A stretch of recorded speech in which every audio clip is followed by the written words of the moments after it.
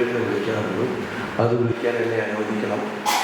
ചന്ദ്രേട്ടൻ എത്ര കാലമെടുത്തു, എത്ര പ്രയത്നിച്ചു, അതിൻ്റെ പിറകിൽ എത്ര അധ്വാനമുണ്ട് എന്ന് ചന്ദ്രേട്ടൻ പറയുമായിരിക്കണം. കാരണം ഒരു വശത്ത് വളരെ ലളിതം, വളരെ സുതാര്യം എന്ന് വരെ തോന്നുന്ന നാരായണീയം, അതേസമയം ഭക്തിയുടെയും ഭാഷാശുദ്ധിയുടെയും ഏറ്റവും ശക്തമായ കാവ്യങ്ങളിൽ ഒന്നാണ് എന്നതുകൊണ്ട് അതിൻ്റെ പരിഭാഷ തീർച്ചയായും ദുഷ്കരമായിരുന്നിരിക്കും എന്നതിൽ സംശയമില്ല. ദോഷൈകവൃക്കുകളായ ചിലരെങ്കിലും ഇത്തരമൊരു ചോദ്യം ചോദിക്കുമായിരിക്കാം, എന്തിനാണ് ഇന്ന് ഒരു നാരായണീയ പരിഭാഷ? അനവധി പേർ ഇതിനു മുൻപ് തന്നെ വ്യാഖ്യാനങ്ങൾ രചിച്ചിട്ടുണ്ട്, പരിഭാഷകൾ നിർവഹിച്ചിട്ടുണ്ട്. വളരെ പെട്ടെന്നുള്ള ഒരാലോചനയിൽ തന്നെ വള്ളത്തോൾ നാരായണീയ പരിഭാഷ നിർവഹിച്ചിട്ടുണ്ട്. പന്തളം കേരളവർമ്മയും നിർവഹിച്ചിട്ടുണ്ട്. അതോടൊപ്പം ഗുരുവായൂർ നിന്നുള്ള ഭക്തപ്രിയ വ്യാഖ്യാനത്തോടുകൂടിയ നാരായണീയവും ലഭ്യമാണ്. എന്തിന്, വെൺമണി മഹൻ നമ്പൂതിരിയുടെ വളരെ ലളിതമായ ഒരു പരിഭാഷ കൂടിയുണ്ട്. അങ്ങനെയുള്ളൊരു സാഹചര്യത്തിൽ ഒരു വശത്ത്, മറ്റൊരു വശത്ത് സംസ്കൃതം എന്ന നിലയിൽ തന്നെ നാരായണീയം മലയാളികളുടെ മനസ്സിൽ പല വിധങ്ങളിൽ രേഖപ്പെടുത്തപ്പെടുകയോ മുദ്രപ്പെടുത്തപ്പെടുകയോ ചെയ്തിട്ടുള്ളൊരു സാഹചര്യത്തിൽ ഇത്തരമൊരു സാഹസം എന്തിന് എന്ന് ദോഷേകതകൾക്ക് ചോദിക്കാം. പക്ഷേ അതിന് കൃത്യമായ ഉത്തരമുണ്ട് എന്ന് എനിക്ക് തോന്നുന്നു. കാരണം ഒരു കൃതിയും ഒരു പരിഭാഷയിൽ ഒതുങ്ങുന്നില്ല, അടങ്ങുന്നില്ല എന്നതാണ് വാസ്തവം. അതിന് കാരണം യഥാർത്ഥത്തിലുള്ള ഏതൊരു പരിഭാഷയിലും കേവലം മൂലകൃതിയുടെ മറ്റൊരു ഭാഷാന്തരീകരണം നിർവഹിക്കുക എന്നതിലപ്പുറം പോകുന്ന വിധം ഈ പരിഭാഷകന് ആ കൃതിയുമായി ഉണ്ടാകുന്ന ആത്മബന്ധത്തിൻ്റെ പ്രകാശനം കൂടി ആ പരിഭാഷയിൽ ഉണ്ടാവാറുണ്ട്. ഏതെങ്കിലും ഒരു കൃതി എടുത്ത് പരിഭാഷപ്പെടുത്തുക എന്ന് ഇന്ന് നടക്കുന്ന ഒരു പ്രത്യേക തരത്തിലുള്ള വ്യായാമമുണ്ട്.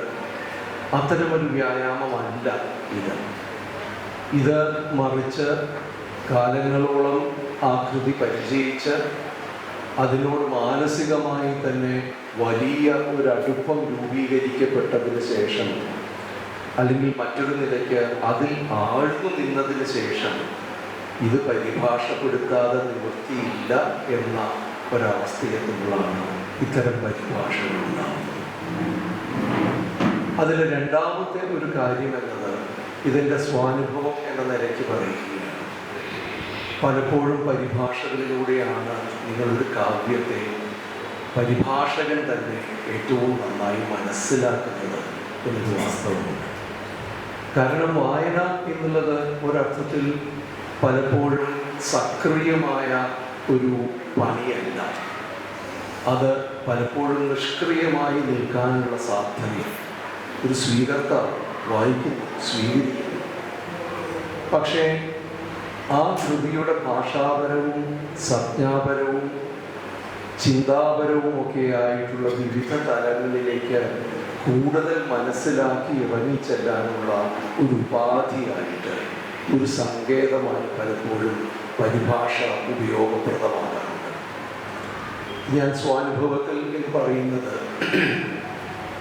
പലപ്പോഴും മലയാള കവിതകൾ ഇംഗ്ലീഷിലേക്ക് പരിഭാഷപ്പെടുത്തി വരുമ്പോഴാണ് അതിൻ്റെ സാധാരണ വായനയിൽ നമുക്ക് ഗോചരമാകാത്ത പല അർത്ഥതലങ്ങളും പ്രയോഗതലങ്ങളും ഭാഷയ്ക്കകത്ത് നിൽക്കുന്ന ചെറിയ വികൃതികളും അല്ലെങ്കിൽ ഭാഷയുടെ തന്നെ സവിശേഷമായ ചില പ്രയോഗ വൈവിധ്യങ്ങളുമൊക്കെ നമുക്ക് മനസ്സിലാകുന്നത്. കാരണം അത് മറ്റൊരു ഭാഷയിലേക്ക് നമുക്ക് മാറ്റിയെടുക്കേണ്ടി വരും. ആ നിലയ്ക്ക് പദാനുപദം എന്നതിനപ്പുറം ഓരോ അക്ഷരത്തെയും അനുധാവനം ചെയ്യേണ്ടി വരുന്ന, ആ അക്ഷരം അടുത്ത അക്ഷരമായി കൂടിച്ചേർന്ന് വരുമ്പോൾ ഉണ്ടാകുന്ന ശബ്ദതലത്തിലുള്ള ഒരു ധ്വനിയെ, പ്രാസം എന്ന അർത്ഥത്തിൽ മാത്രമല്ല ഇത് പറയുന്നത്, വൃത്തം എന്ന അർത്ഥത്തിലുമല്ല ഇത് പറയുന്നത്, മറിച്ച് ഭാഷയിലൂടെ നിർമ്മിക്കപ്പെടുന്ന ഒരു ശില്പം എന്ന നിലയ്ക്ക് പലപ്പോഴും കവിത ഏറ്റവും നമുക്ക് അനുഭവവേദ്യമാകുന്നത് പരിഭാഷ എന്ന ക്രിയയിലൂടെ തന്നെയാണ്. അപ്പോൾ എനിക്ക് തോന്നുന്നു ചന്ദ്രേട്ടൻ നാരായണീയം മനസ്സിലാക്കാൻ വേണ്ടിയിട്ടാണ് ഇത് എഴുതിയത്. ആ മനസ്സിലാക്കൽ നമ്മൾക്ക് കൂടി പങ്കുവയ്ക്കുന്നു, നമ്മൾക്ക് കൂടി അത് ഉപയോഗപ്രദമാക്കി തരുന്ന ഒരു ഔദാര്യം, ഒരു ഉദാരത എന്നതാണ് ഈ കൃതിയിൽ വരുന്നത് എന്ന് തോന്നുന്നു. രണ്ടാമത്തെ കാര്യമുള്ളത്, ഞാൻ നേരത്തെ സൂചിപ്പിച്ച പോലെ ഒരു കൃതിക്കും ഒരു പരിഭാഷ മതിയാവില്ല. കേരളത്തിൻ്റെ മലയാള സാഹിത്യത്തിൻ്റെ തന്നെ ഏറ്റവും പ്രധാനപ്പെട്ട സ്വാധീനധാരകളിലൊന്ന് പരിഭാഷകൾ തന്നെയായിരുന്നു. അല്ലെങ്കിൽ പരിഭാഷകൾ എന്ന് പേരെടുത്ത് വിളിക്കാത്ത വിധം മൂലകൃതികളെ ആശ്രയിച്ചുകൊണ്ട് രചിച്ചിട്ടുള്ള കാവ്യങ്ങളും മറ്റുമായിരുന്നു. അത് ചീരമൻ തൊട്ടുള്ള കാലത്തെ മലയാള സാഹിത്യത്തിൻ്റെ ഒരു ചരിത്രം നോക്കുകയാണെങ്കിൽ തമിഴിൽ നിന്നും മലയാളമായി വേറിട്ട് വന്നതിൻ്റെ ഏറ്റവും പ്രധാനപ്പെട്ട സവിശേഷത എന്നത് മലയാളത്തിൽ വന്ന സംസ്കൃത കൃതികളുടെ, സംസ്കൃത ഭാഷയുടെ സ്വാധീനമാണ്. ഇന്നും മലയാളം അടിസ്ഥാനപരമായി ദ്രാവിഡ വ്യാകരണത്തെ തന്നെയാണ് പിന്തുടരുന്നത് എന്നുണ്ടെങ്കിലും മലയാളത്തിൻ്റെ പദകോശം ഏതാണ്ട് 70-80% ഉപയോഗ മാതൃകകളിൽ സംസ്കൃതമായി മാറിക്കഴിഞ്ഞിരിക്കുന്നു എന്ന വാസ്തവമില്ല. ആ പദകോശത്തിലുണ്ടായ വലിയ മാറ്റത്തിന് പ്രധാന നിദാനം എന്നത് ഈ പരിഭാഷകൾ, അല്ലെങ്കിൽ പരിഭാഷകൾ എന്ന് സ്വയം പ്രഖ്യാപിക്കാത്ത അഡാപ്റ്റേഷൻസ് എന്ന് പറയുന്ന കൃതികളുമാണ്. ആ നിലയ്ക്ക് മലയാളി എന്നും ബൈലിംഗ്വലായിരുന്നു, ദ്വിഭാഷ സ്വഭാവമുള്ളവരായിരുന്നു. മലയാളവും സംസ്കൃതവും കൂട്ടിച്ചേർത്ത് എന്നാൽ തമിഴ് ഇതിൻ്റെ ഒരു അടിത്തട്ടിൽ നിൽക്കുകയും ചെയ്യുന്ന ഒരു സങ്കരത്വം എന്നത് മലയാള ഭാഷയ്ക്ക് എന്നും ഉണ്ടായിട്ടുണ്ട്. പക്ഷേ പരിഭാഷകളുടെ ഒരു പരിമിതി എന്നത് 15-ാം നൂറ്റാണ്ടിലോ 16-ാം നൂറ്റാണ്ടിലോ നിർവഹിച്ചിരിക്കുന്ന ഒരു പരിഭാഷ നാം ഇന്ന് വായിക്കുമ്പോൾ പലപ്പോഴും ആ ഭാഷ വളരെ അപരിചിതമായി നമുക്ക് തോന്നാം.